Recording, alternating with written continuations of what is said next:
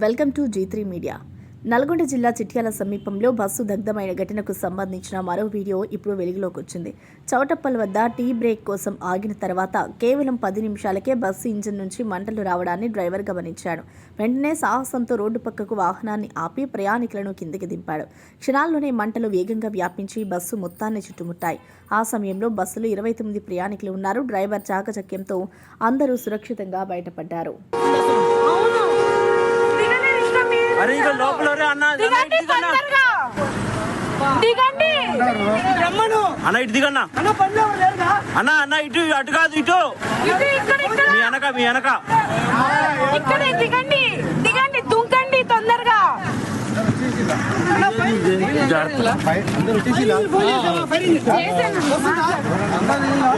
మొత్తం కాలిపోయిందయ్యా. దూరం జరగ కన్నా కాలిపోయిందన్న బస్సు కాలిపోయిందన్న. అన్న పెట్రోల్ ట్యాంక్ అదంతా ఉంది. దూరంగా ఉండండి అన్న. అందరు దిగారా?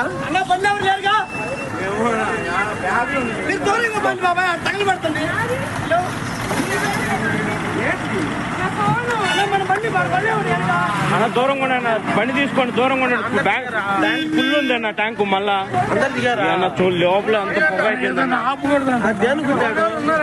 ఏమన్నా ఆపుతాను లేదా? లోపల ఎవరు తెలియదు అన్న. దూరం జరగండి అన్న.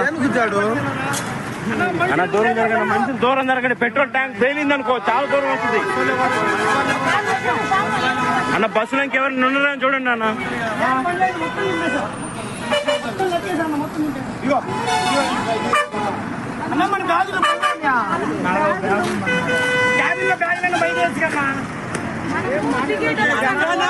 బస్సులు తగలు పడుతున్నాయో అని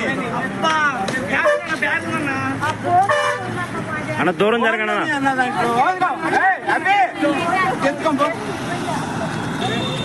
ఇంకెవరు ఉన్నారన్నా మీకు?